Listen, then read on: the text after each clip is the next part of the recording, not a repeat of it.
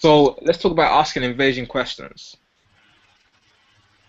One very, very good way that you can ask some invasive questions is by using the specific verbiage of how long have you been. It's very, very powerful. How long have you been thinking about la la la la la? How long have you been thinking about joining a network marketing business? How long have you been thinking about trying to change your finances? How long have you been thinking about quitting a job? And this question can literally get them to pour out their heart and soul and give you an amazing amount of information that you can then use in the future. So like we said, we use examples. How long have you been thinking about buying a Porsche? How long have you been thinking about this piece of equipment? How long have you been thinking about quitting a job and joining an internet marketing company? And remember, like, we always want to keep in our mind that we want to convey the message that we care. We're not some just hard-charging salespeople. We actually care. So how long have you been doing this for? How long have you been thinking about joining a network marketing business? Oh, I've been thinking about it since my car got repossessed. I've been thinking about it since I needed money for my medical bills and whatnot. They're gonna literally be giving you the keys to the kingdom. I've been thinking about it since my last card ran to its credit limit and whatnot. I just really want to be able to live a life of my dreams right now, man. They're gonna literally spill their heart on you. So hopefully you guys have got that. And once you've qualified your client, you will have established one of two things. Their product is right for him, or he can afford it. And if you cannot fulfill both criteria, you do not want to continue with your pitch.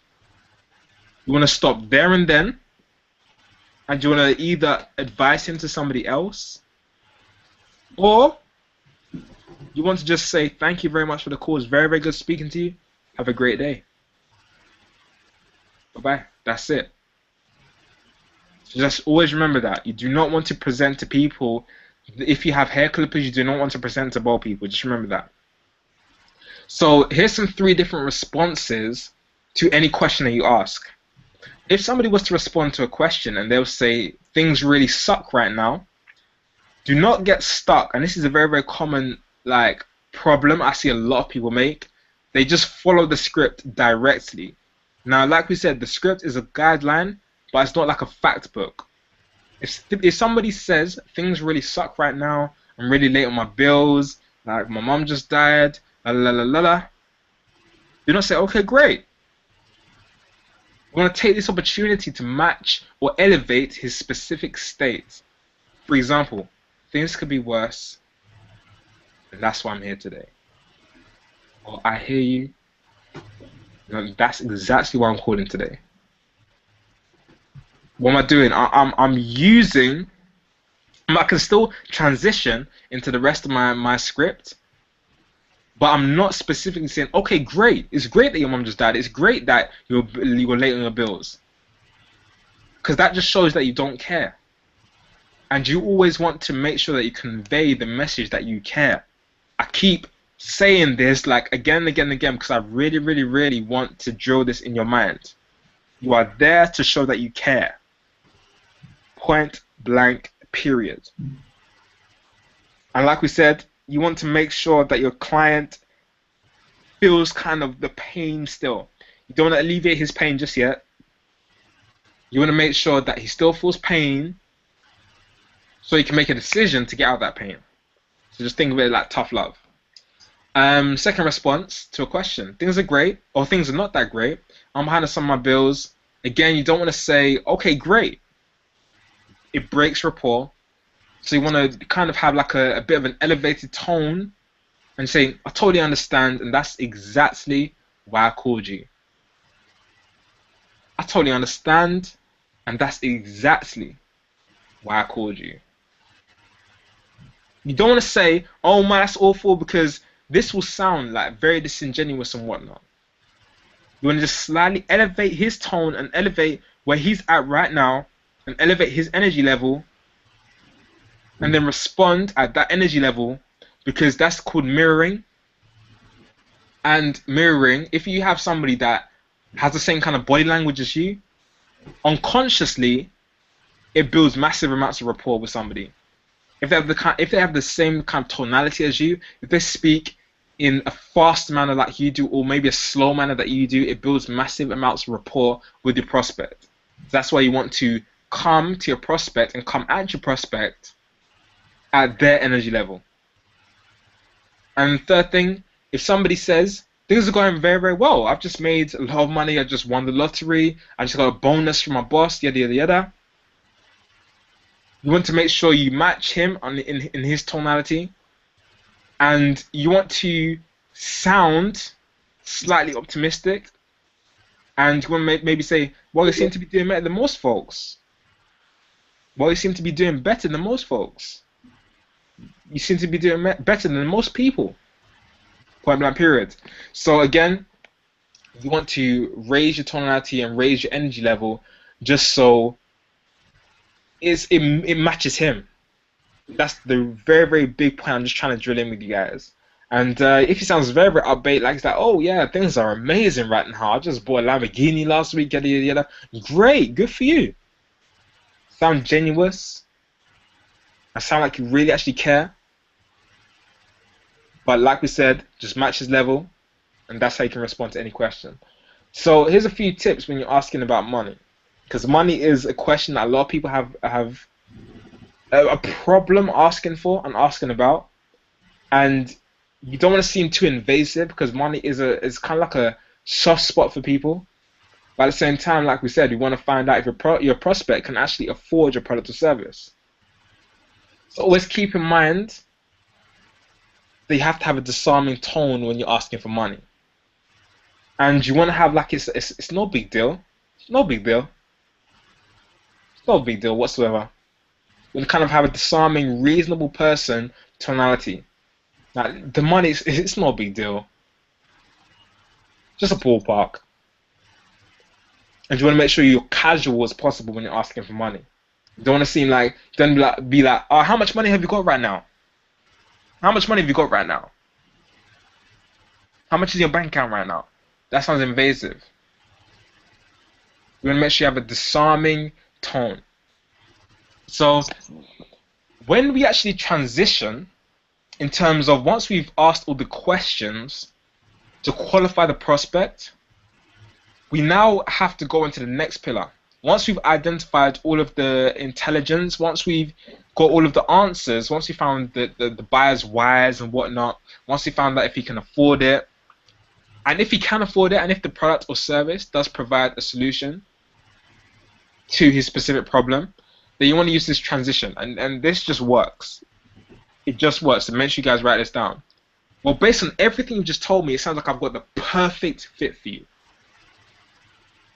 Well, based on everything you just told me, it sounds like I've got a perfect fit for you.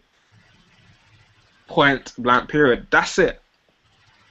You want to make sure you have high certainty. Well, based on everything you've just told me, it sounds like I've got a perfect fit for you. And then you go into your presentation. So let's talk about the presentation, which is basically the second pillar of sales success. With the presentation, you want to establish what's called the 3 10s.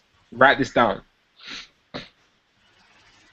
The 3 10s. Now, your prospect has to be at a 10, an emotional 10, and a logical 10 for 3 things. Literally, like if you were to imagine there's a scale from 0 to 10, you have to be at 10 out of 10 for these 3 things. Your prospect has to love and trust you. You have to love your company, and you have to love your product. If your prospect is not at a 10 with any one of these, he will not buy. Point blank period. He will not buy. So you want to make sure that your presentation is tailored to get all of these at 10 out of 10, where your prospect literally loves you, he loves your company, and loves your product. And always make sure that this is a 10 out of 10 before you ever even attempt to try and close the sale. So here's some of the components of the basic structure of your pitch. And like we said, always use a script. You want to eliminate as many variables as possible. So use a script, and then that means that every single cell will literally be the exact same. So in the beginning, a script is a work in progress. It's not final. Once you've made your first script, it doesn't mean that that's it, point blank period. You're always going to be editing the script. So always just remember that and always keep that in mind. The body of the script should be no more than a page. Each word, you have to remember, is crucial. So you want to make sure that you read back every single line to yourself 100 times. There might be some words that you might drop off.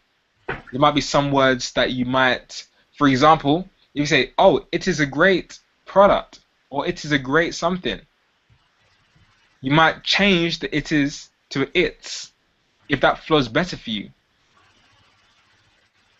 Or for example, let's say for example, it'd be, hi John, this is John calling. Hi John, this is Mr. Opulent calling. So instead of me saying it is Mr. Opulent calling, I might say, hi John, Mr. Opulent calling. So I'm just dropping the it is. And that might be more fluent for me. It all varies.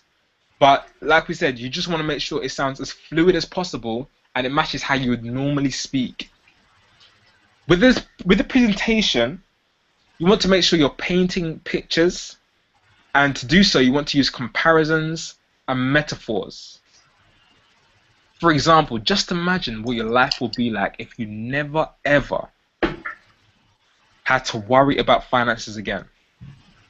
Just imagine what it would be like if you had enough money right now to be able to take your wife onto that luxury cruise ship holiday in the blistering sun with tropical drinks, the kids next to you, and just really thinking, you know what? These kind of decisions that I make have led to me being here right now.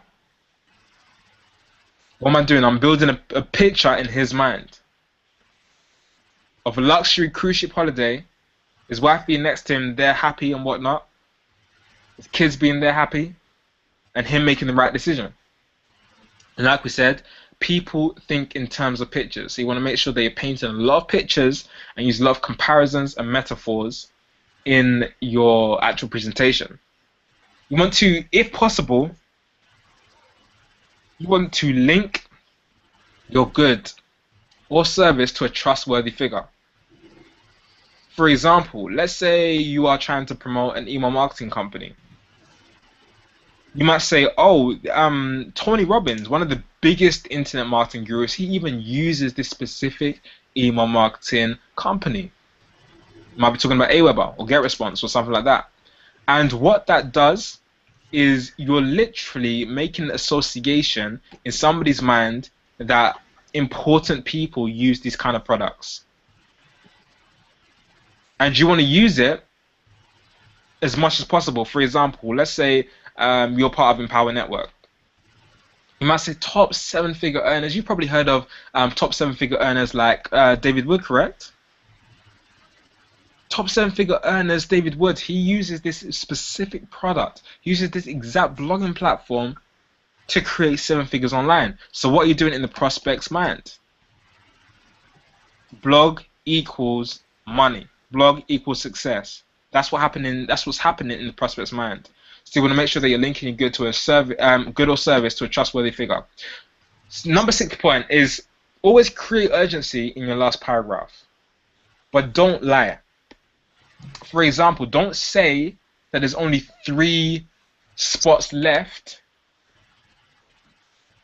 of a download of a digital product if you and your prospect both know that you can sell an unlimited amount of these products.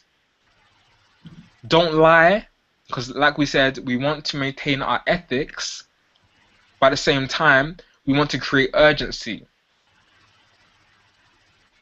So maybe the price is going up. maybe the discount won't be available for too much longer. These are all given logical reasons as to why the prospect should act now. You want to make sure that that's in the last paragraph. You want to put a little bit of pressure on your prospect, but you don't want to put too much because it might repel your prospect. Number 7, you want to go into a soft close in the initial presentation, ending with sound fair enough? Sound fair enough? It's kind of like a trial. It's not you saying buy this now for XYZ price. It says this will help you do this, and I just want you to get this before it goes out to the general public because the discount is not going to be available for that much longer. And believe me, John, if I'm only half right, you're going to be very, very impressed. Sound fair enough? So I'm using a trial clause. I'm not telling him he's going to buy it, but if he says yes, then I'll be like, okay, getting started is very, very simple. I just require your name and your email, name and email, name and address. How would you like to pay for this, cash or credit? He didn't even know he's buying, and that's when he's going to come up with the objections or whatnot. But like we said, we want to always go into a soft close, first of all, and end with sound fair enough. I'm going to give you the specific language patterns that you can use when you're actually closing. And there are 3 responses that your prospect can say, but always remember, after the first presentation, your prospect is not expecting to buy. He has no clue about buying yet. No clue. But you're going to be able to literally form that commitment through a very, very sneaky ninja process. So first of all, I want you to understand the concept of keeping your powder dry. Now, I believe that this is like a term they used to use back in the day during the war times, where they wouldn't put all of their powder into their kind of rifles and whatnot when they're shooting, and they would always save some, especially for like the big wars and whatnot, the big types of action. Now, in the same respect, you don't want to give away your best stuff initially. You want to make sure that you keep your powder dry and you keep your best stuff in your presentation for after they come up with their objection. And it's very, very powerful because you have to understand that people are not looking to buy straight away. They're not. Point blank period. People are going to come up with so many objections. You probably heard of some of these objections. Oh, I don't have the money right now. I have to think about it. I don't have the time. Yeah, just give me some time to think about it. They just come up with so much what in their mind would seem like logical reasons as to why they shouldn't buy. And what you want to do is make your first presentation state some benefits that might be relevant to your actual prospect, but at the same time you want to keep your powder dry. Meaning some of the best stuff, some of the best benefits, you don't want to state all of the best benefits initially. You want to keep your powder dry, and then you're going to use some of the benefits afterwards. I'm going to show you guys exactly how, but just keep in mind you want to keep your powder dry. So let's talk about how you can prepare for your first no. So you want to finalize your presentation with a soft close and say something like, okay, let me tell you how easy it is to get started. It's literally a question of your name, some basic information, and a credit card number. The product arrives in 3 days, and believe me, you won't be sorry. Sound fair enough? Then he might say, you know what, sounds good, but let me just think about it. Let me just talk to my wife about it. I don't have the money right now. In fact, he won't even say I don't have the money right now because you haven't even stated the price. But he's pretty much going to say a big objection you're going to get is let me think about it. And this is basically a prospect saying no. But understand that no is your best friend when you're closing. Because your job as a closer and a salesperson is to literally reframe that no and all objections that he comes out with until the no becomes a yes. And I want you to understand, even though we've gone through a lot of tonality and whatnot, even though we've gone through a lot of qualifying and whatnot, that's all important, But the sale has only just started now. The sale literally begins at your first no. I want you to understand that.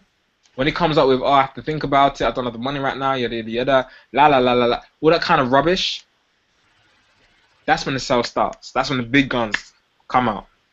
That's when you realize, you know what? It's time to party. Quite literally. So let's talk about how you can use this very, very ninja tactic to turn your client's no's into a yes. And this tactic is called looping. So right now, we've talked about qualifying, asking the right questions, starting off big picture, then going into specific questions, then presenting, really getting your prospect to the 310s where they love your product, they love you, and they love and trust you, and they love your company. And you've now done a soft close. Getting started is very, very simple. I'm just going to need a case of your name, your email, and some basic information. And the product arrives in the XYZ period of time. And believe me, you're going to be very, very impressed. Sound fair enough? He now says, yeah, that's good, yada, yada, yada. But I have to think about it. Yeah, that's good, but I just don't think I can afford it right now. We are now going to start the sale off. And they're now going to frame that no and turn it to a yes. Now, guys, before I actually get into this, like I said, use this with ethics. This is going to be very, very powerful. But use this with ethics. So your prospect is going to come up with their first no. It's almost inevitable. Most people they're going to speak to, they're going to say no, I have to think about it. They're going to come with these objections. We're now going to use this process called deflection. Now, what you're going to be doing when you're deflecting an objection is you're literally going to be putting their concern off to the side. And you're going to use specific language patterns so you can get your prospect back to a 10 for his love of the product, for his love and trust in you, and for his love of your company. Because what's going to happen is when they say I need to think about it, the scale's kind of lower. They're not at 10 anymore. They probably went from like a 6 or a 7. And your job is to get them back to a 10. They love and trust you, they love your product, and they love your company. So here's the language pattern that we're going to use. I hear what you're saying, but let me ask you a question. Does the idea make sense to you? Do you like the idea?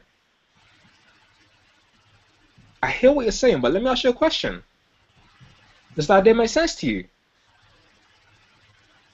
That specific language pattern is so powerful because it literally dismisses their objection as if it wasn't even important. So somebody will say, yeah, I like it, and it sounds cool, but I just have to think about it for now. Okay, I hear what you're saying, but let me ask you a question. Does the idea make sense to you? I'm not even concerned. It's like that objection doesn't even, it's invalid. Quite literally, but I'm not saying your objection is invalid right now. Do you like the idea right now? I'm saying I hear what you're saying, as in that information that you just told me has gone through my ears, but let me ask you a question again. I'm back to qualifying. Does the idea make sense to you? Again, disarming tone. Does the idea make sense to you? Do you like the idea? Do you like the idea of making money on the beach? Do you like the idea of being able to make $3,000 commissions? And remember, you don't want to, when you're deflecting, you want to understand this. You don't want to accept the objection as if your prospect is right. So you don't want to say something like, I understand what you're saying. Because that means that the prospect is right. You want to literally throw the objection to the side, literally like as if he's giving it to you, you just want to throw it away and say, I hear what you're saying. Because I hear what you're saying, but let me ask you a question. Does that idea make sense to you? And you don't want to say, money aside, does the idea make sense to you? because that should be implied throughout your tonality. I hear what you're saying, but let me ask you a question. Money aside, I hear what you're saying, but let me ask you a question. Does that idea make sense to you? Money aside, does that idea make sense to you? That's basically what you're saying without actually saying it. So here's what's going to happen. He's going to come up with the objection. We're going to use this specific language pattern and use this as a question. Then we're now going to enter what's called a loop. Let me just even explain what a loop is. Looping is basically the process where you're going to get your prospect back to a 10 on each level, in terms of you're going to get your prospect back to a 10 on loving your product, loving and trusting you, and loving your company. And instead of moving forward to the next pillar of the straight line system, you're going to basically be stopping and going like kind of reversing back on yourself. And you want to take another shot at creating the 3 10s for your prospect. And once you've done so, once he's back to a 10 on all of those levels, you then move forward. So looping is basically talking less about your product, and you want to talk more about yourself and the direct benefits to the client in particular. And this is going to involve talking about your integrity, your company's integrity, and what you can actually do for your client in the long term, even after they purchase your product. How they're going to become a customer for life. So if you understand that, looping is very, very powerful. It's basically just getting your prospect back to a 10, and instead of moving forward, you're going to basically be reselling yourself, your product, and your company, getting to a 10, but more of the emphasis is going to be on yourself, the direct benefits of your product or service, and what it can actually do for the client, and talk about your company's integrity. And he's going to get to a point where he's going to have no objections using enough loops. It's so, so powerful. So after you deflect the client's initial refusal, do not ask him, like, why are you not buying this product or service right now? It breaks rapport. You don't want to break rapport. So you don't want to ask him why he's not doing it, but instead, you want to go back on the line and resell your product. And your second pitch, after he responds, does the idea make sense to you? Most likely, he's going to say, yes, the idea makes sense to me. Then you want to resell your product with more powerful bullet-orientated points. So here's what you're going to be actually say. You're going to use this specific language pattern. So you're going to be like, he's going to come up with an objection. You're not going to say, okay, I hear what you're saying, but let me ask you a question. Does that idea make sense to you? He says, yeah, that idea makes sense to me. I like that idea. Then you're not going to come across and say this specific language pattern. And let me say this, the true beauty of the program is, and what do? You basically are here on the line, he comes up with the objection. You now say, okay, I hear what you're saying, but does that idea make sense to you? Yes. And let me say this, the true beauty of the program, so you're now coming back on yourself, as you're now going to resell the program, resell your company, and resell your product or service to move forward on the line. Now, it's very, very powerful, so make sure you guys write this specific language pattern down, because this is going to literally, you're going to see how powerful it is once you use this with the right tonality and once your prospect comes up with an objection. And let me say this, the true beauty of the program lies within bang, bang, bang, bang, bang. It's going to be very, very specific. So let's talk about understanding why they're actually saying no. Your client will never, ever tell you the specific reason straight away why he's saying no. But he's going to come up with so much BS that's going to cloud his actual reason. So he's never actually going to tell you that, oh, I'm running in a mental calculation right now, and I sense that if I make this decision, there's a good chance that I will feel more pain than pleasure in the future. He's never going to say that to you. But you know specifically that that's what he's thinking. He's continually making a mental calculation right now, weighing the positives v the negatives of buying a product. And right now, at that specific point in time, the negatives are much more heavier, or much more heavy than the positives in his mind. So as you move down the line, you're going to knock out exactly what he's thinking with the negatives. Like all of the negatives, you're going to be knocking them out with the specific language patterns that address those types of beliefs. You're going to be looping them back, and you're going to knock them out before the client even brings them up. It's so powerful. So just remember that your client right now, at this point in time, at this first loop, is basically thinking, you know what, this is probably going to be worse for me, or worse off for me, than better off for me. So let me just come up with an excuse, and let me just try and go right now. That's what it's going to be thinking. So you're now going to resell this, add more positives on the scale, knock out the negatives, and you're going to literally get into a position where he cannot say anything but yes or contradict what he said from qualifying earlier on. So this is how we're going to actually force your prospect to say yes to you every single time. And it's called boxing somebody in. Now, this is extremely powerful. Extremely. This is exactly how I closed $10,000 sales. Using this exact process. And it's so powerful that you'll be shocked when you use this for the first time. Now, the art of boxing somebody in involves creating an emotional and logical action threshold that gives them no choice but to buy or contradict what they know to be true. And it literally forces the clients to contradict himself in order to say no to you. Quite literally.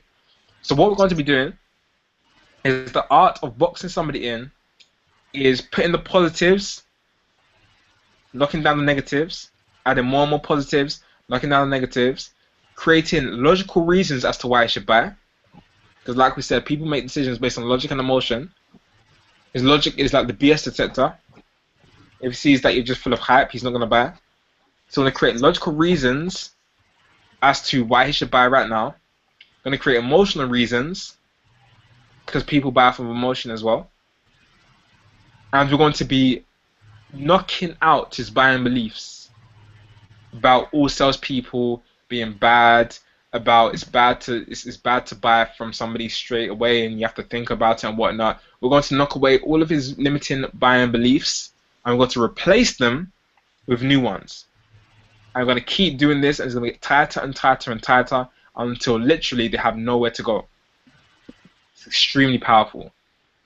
Let's talk about why they're actually saying no. As you move down the line and add positives or remove negatives, the client is always running the mental calculation I've discussed before. Their beliefs and objections make the buying scale very heavy. And as you start knocking away all of those beliefs, those limiting beliefs and objections, and you start moving all the objections like I don't have the money right now, I don't have the time, and replace it with stuff where they actually start reframing things as to how can I get the time, how can I get the money, then the scale will get lighter and lighter. And all of a sudden you will knock one thing off, and it can literally be either logic or emotion, and the scale drops and the client buys. So this is how you have to imagine it in your mind. That initially, beliefs and objections are down here, and all the positive reasons to buy it are down here. They come up with an objection, and each time they come up with an objection, you're basically deflecting it so it goes all the way, it just flies off.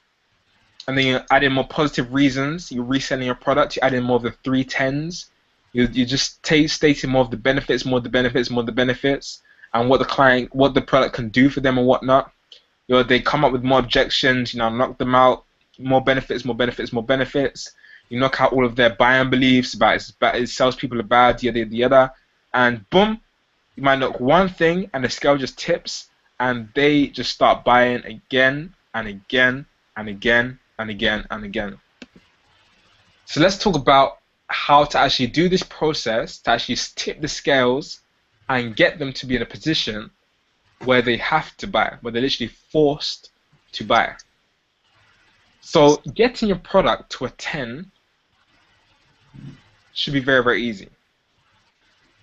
But getting him to a 10 on you and your company is much harder.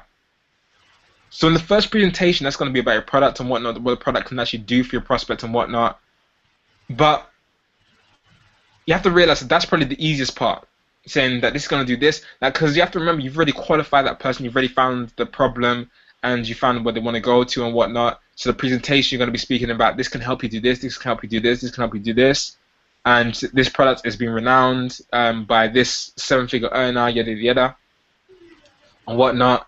Add some urgency and whatnot, and do the trial close. So your prospect is likely to be at 10 in terms of he's likely to love your product, but he's probably not going to like you or love you as much. He's probably not going to love your company as much. So when the client agrees that your product is a good idea, you want to begin pacing and leading by entering his world. You want to really, really make your prospect think that your product is the best thing since sliced bread, you're the best thing since sliced bread, and your company is the best thing since sliced bread. As soon as you say, let me ask you a question, do you like that idea? Exactly. And the true beauty of this program is XYZ. You now are going to begin pacing him, and you're now going to speak about the benefits of your product, but then you're going to be speaking and talking about how trustworthy you are and the integrity of your company. Now, first things first is you want to ask a logical question, because like we said, we want to make sure your client's logical standpoint is out of 10, where he logically knows that this is a good decision to actually make. So first of all, you want to start by asking questions that the client is going to have to agree with. So for example, it's something that is literally foolish for him to say no about. Let's say, for example, you're selling a high-tier program. If I say to a prospect, okay, hear what you're saying, do you like the idea? And he says, yes, exactly. Well, the true beauty of this program is that not only do you not have to make any of your own products, because you can literally become an affiliate of this product, but you can actually earn and increase your commission potential to help you get to your goal faster by earning $3,000 commissions rather than $25 commissions. Now, let me just ask you a question. Wouldn't you agree that you're going to get to your goal faster by earning $3,000 commissions rather than $25 commissions? What am I doing right there? What am I actually doing right there? I am literally asking something that is ridiculously logical, where there would be a fool not to agree with me. Literally a fool not to agree with me. This is literally like the most logical question that you could ever ask somebody. Wouldn't you get to your goal faster if you could earn $3,000 commissions rather than $25 commissions? Yes. That makes sense. Very, very simple. So this builds the logical case. You're going to be like, exactly. So what you then do is you want to slowly build the pace until the client gets to a place of certainty. And you want to switch your tonality to certainty. So then I would keep asking a question. I would keep asking them questions or whatnot to really get them to a point where they're just logically agreeing with everything and whatnot. I'm stating benefits and whatnot. And once they're certain, once I can hear that yes, yes, yes, yes, yes, they get into a yes, yes, yes state, I'm going to switch my tonality up. I'm going to be certain that you're going to get this. This is going to happen for you. Once you make money with it, just do one thing. My business is on referrals. And then I'll just make sure my tonality is switched up. So you want to slowly build the pace You don't want to start off certain.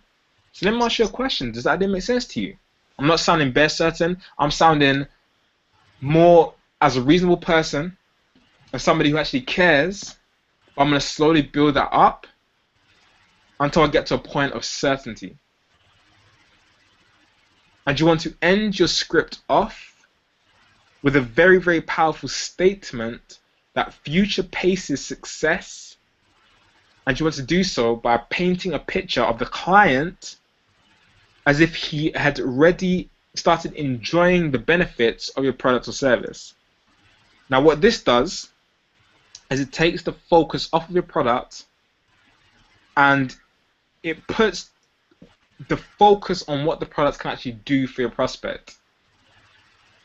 Now, I'm going to show you guys an example of a future pace that you can actually end your script off.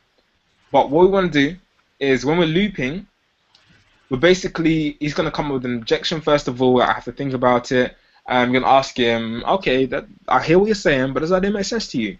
Then he's going to say yes. Then again, exactly. And the true beauty of this program lies within the fact you now resell your product or service, you resell yourself, you resell your company.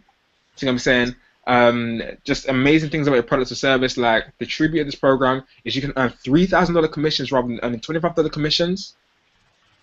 And am I in agreement? Do you follow that? You can get to your goal faster if you could earn $3,000 commissions rather than earning $25 commissions. Yes, I will. Point blank period. Exactly.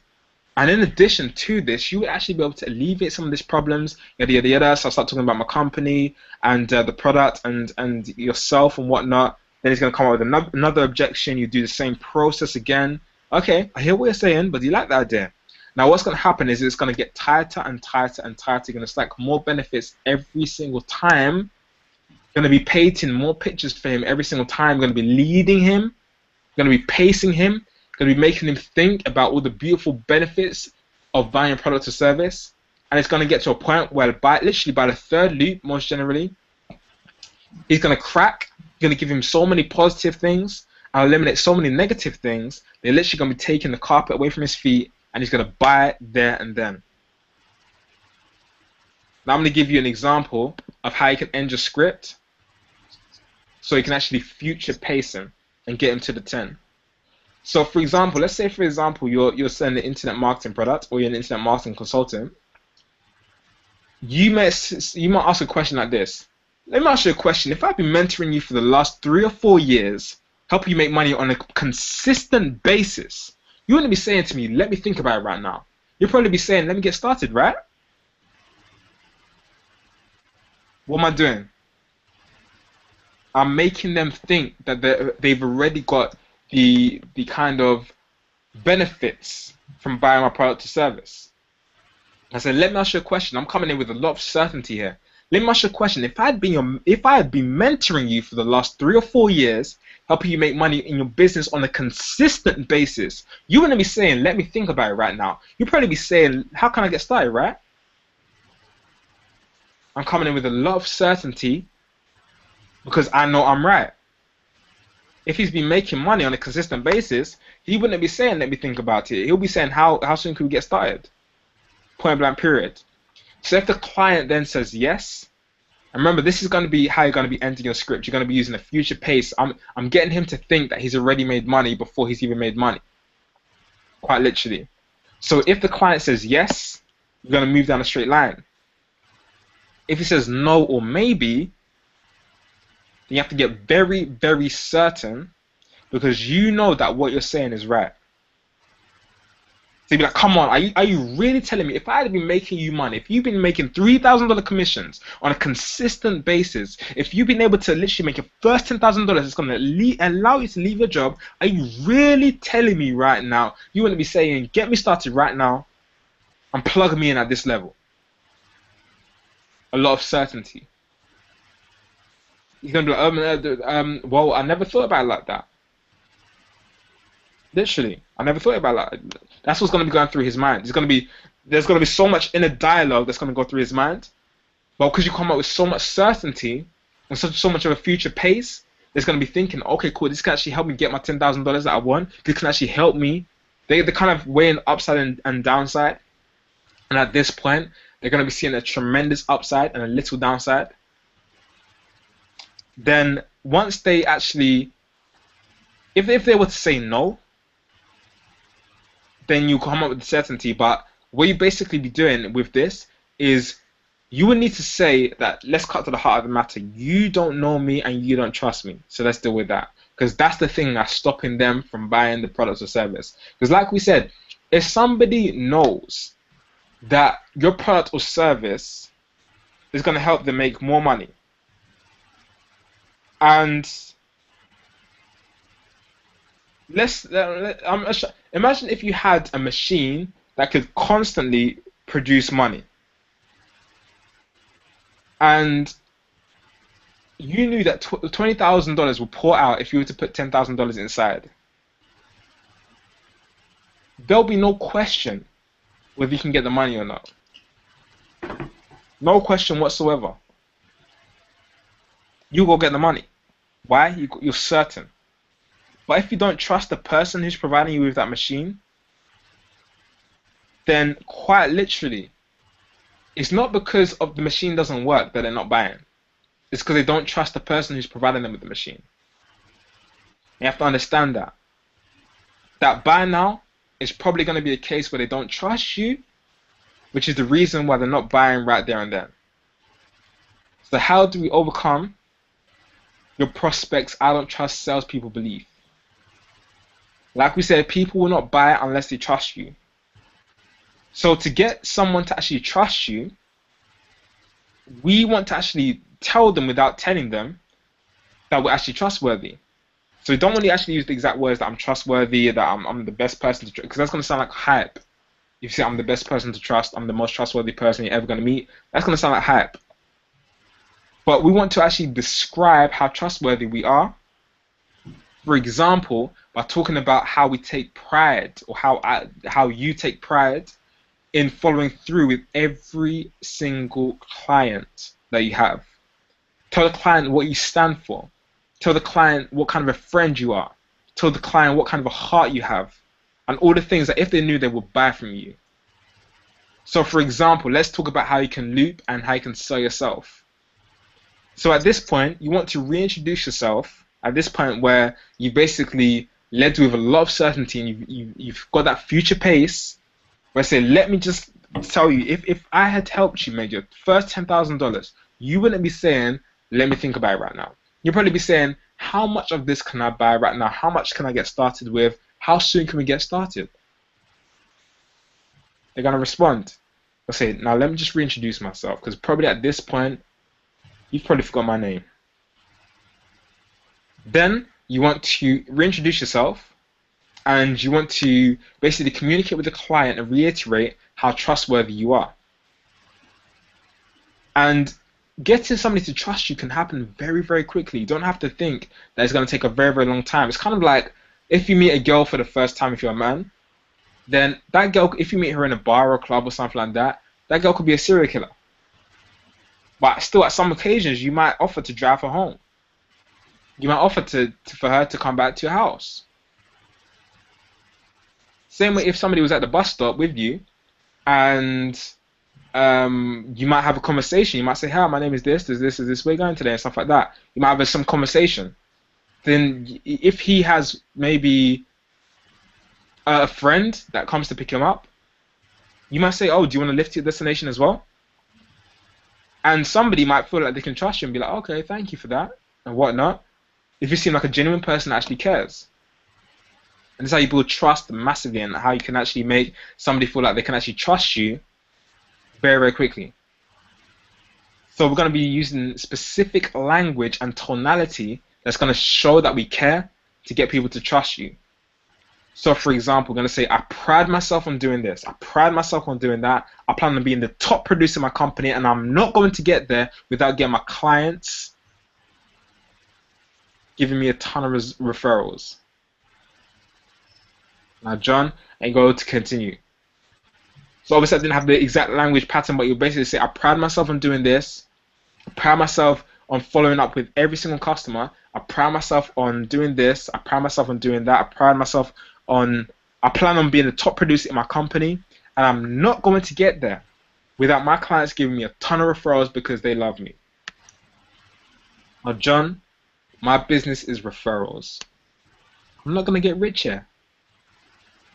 But for you, the upside of this is this.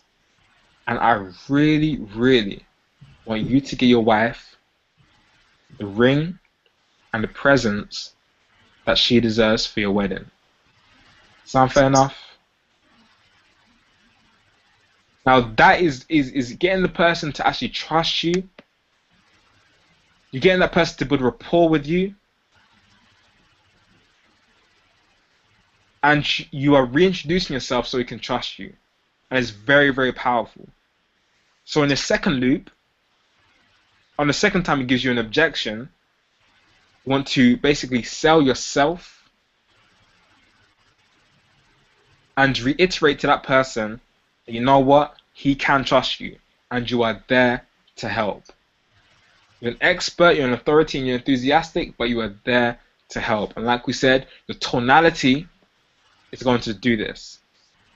Now, selling your company is another thing that you need to make sure that you do, and you want to use a specific language pattern to sell your company. So you want to use the specific language pattern that is as far as my company goes, bang, bang, bang, bang, bang. You now want to state some specific benefits about your company. So you want to talk about how it's a great place to work there. You want to put a name and a face to the actual owner. And this is how you get your actual client to attend in all areas. Where your prospect loves your product, your prospect feels like he can trust you by saying, I pride myself on this, I pride myself on that, I pride myself on this. And he literally loves your company by saying, as far as my company goes, after you say, I pride myself on this, I pride myself on that, I pride myself on this. And this is how you get your client to attend on all three areas. So you now state the specific benefits of your product, use a logical case, emotional cases. You now talk about a future pace, reintroduce yourself as far as my company goes. And you now talk about your company for a little bit. And at the end of the looping process, you want to tell the client exactly what to do by asking for the order. So for example, let me just give you an example of this and how it actually ties in, how the loop ties in. So you're going to be like, I pride myself on doing this, I pride myself on doing that, and I plan on being the top producer in my company, and I'm not going to get there without my clients giving me a ton of referrals because they love me. And as far as my company goes, we've been in operation for about this year's. The owner, he is an amazing person that has a vision of this. And we can truly, truly help you get to your goals. So John, do this. I don't want you to be in this position and then go into the close or whatever you want to do. But that's literally how we make the transition from talking about a product. So be like, let me say this. The true beauty of the program is benefits, benefits, benefits. Future pace. So after you make money with it, I just ask you for you to do one thing. After you make your first $10,000, just make sure you give me a nice referral. Because I pride myself on being the top producer in this company, and I'm not going to get there without my customers loving me. And as far as my company goes, this is how we build. We have an amazing track record of people making money with this. And once you make money with this, so that's how you literally transition. It's very, very simple. I don't want to overcomplicate things, but that's exactly what we do. Hopefully you got that. And let's talk about like bringing out the big guns and really, really getting your prospect to a point where they're literally not going to be able to say anything except for yes right now. So this is where the third loop happens. The third loop is basically where the big guns come in. And at this point, you want to basically begin tailoring your language directly to the objection that he might be saying. So we've looped once, talking about a product, looped twice, talking about ourselves and the company. Now, if he still has an objection at this point, this is where you begin to tailor your language directly to that objection. So if he says, I really have to talk to my wife about it, we want to actually use the actual clause and use his actual wife in the specific clause. So let me give you an example. If you say, believe me, all I ask is when you make your first $4,000, go buy your wife a little present because I'm sure she deserves it. Sound fair enough? So he says, I really would love to do this. I can see the benefits. I can see all the great things, but I really have to talk to my wife about it. Say, believe me. All I ask is when you make your first $4,000, go buy your wife a little present because I am sure she deserves it. Sound fair enough? Then you stop talking. And this is where it becomes really, really lethal. It literally becomes really, really lethal because he can't say, he's giving you so many objections. Literally, he's giving probably the I don't have the money right now, I don't have the time, you've looped again, and whatnot. Now he's thinking, oh my gosh, this person really, really does care. He really, really does care. He's now future paced. He can now see himself using the product or service. He's got so many positives in his mind, so little negatives. Now it's a case of where you say some. Now it's a case where you're using this third loop. He cannot say I don't like. He can't say his previous objections anymore. He can't even use that I have to talk to my wife about it because now you're specifically bringing his wife in, and you're future pacing him with his wife. So this is kind of evil. It's literally kind of evil. But like I said, use this with ethics and integrity. But you want to make sure you tailor your presentation and what you say and the close to a specific objection if you have to loop 3 times. Now let's briefly talk about overcoming buying wounds. 90% of your clients, you have to remember this, have been burned in the past by other previous salespeople. So they develop very, very bad scars and buying wounds that you have to attend to. So some of the wounds that a lot of people would have and how to actually overcome them is a lot of people think that buying now is a bad decision. People think that they have to think about things so they don't have to regret it, because the thing is, a lot of people don't want to be thought of as a fool when they actually buy a product or service. So to actually overcome that, you want to make sure that you create airtight logical cases for why it makes sense to buy now. You want to make sure that you're creating airtight emotional cases for why the client should buy now. And you want to make sure that you crack through limiting buying beliefs. And once you can do that, this is how we box people in. And this is how we overcome people's buying wounds. But like we said, we want to have the tonality that we care all of the time.